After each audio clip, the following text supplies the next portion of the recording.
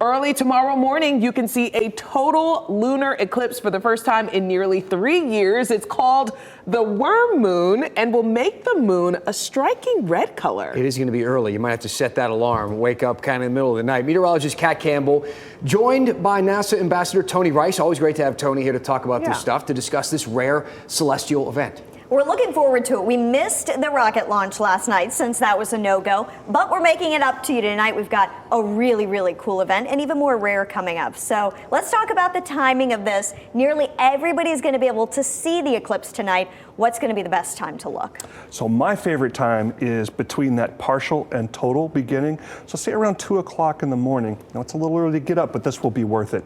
That's when it really looks like an eclipse. The moon is about halfway covered. Well, actually what's happening is it's moving into the Earth's shadow, so it really looks like an eclipse. Look for the curvature of that dark light line. That's called the terminator. What you're actually seeing is the curvature of the Earth, the curvature of the moon.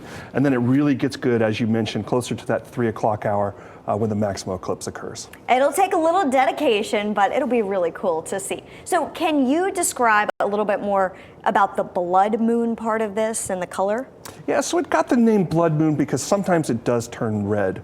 More often than not, it's a little more of an orange color.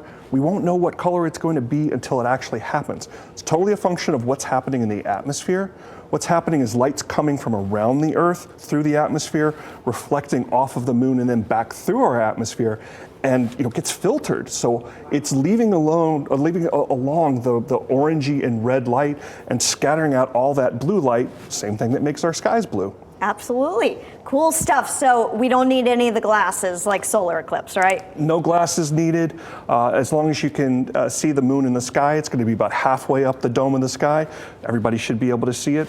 No eye protection needed. Just go out there and enjoy it. Yep. No telescope, no glasses. Nope. Everybody can see it. It's accessible science for you and your family, as long as you're dedicated. So when is this going to happen again?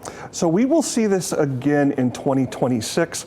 Like you say, we haven't seen it for a little while before. This one's unique because all of North and South America are going to be able to see it. The last one kind of favored the East Coast. The next one's going to favor the West Coast. So this one's rare that we'll all be able to see it at once. Awesome. Well, I will be up in the middle of the night to check this out. I'm looking forward to it. Thank you so much, Tony. Thanks for having me. It's great to have you with us always to talk about the cool stuff happening in the sky. I do want to talk to you a little bit about cloud cover for that tonight because this could be an issue for some. We do have partly cloudy skies in the forecast, but I was talking to Tony about this. Unlike a solar eclipse where it happens very quickly, this is going to take a while. So even if you have clouds in the way, those clouds should gradually clear to some degree. And the best chance of cloud cover kind of interfering with the eclipse viewing would be up near the Virginia border. We're partly cloudy here in the triangle.